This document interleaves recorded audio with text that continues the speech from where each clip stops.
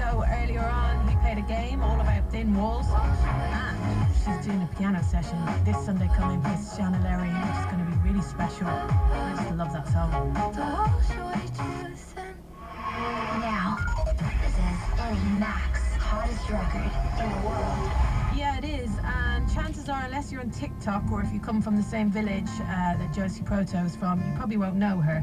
Josie Proto is a kind of very 2021 pop star in that she's a viral sensation. She hasn't been able to play gigs because of global pandemic, and also she really made her name for herself as a singer-songwriter on TikTok, uploading songs for a couple of years.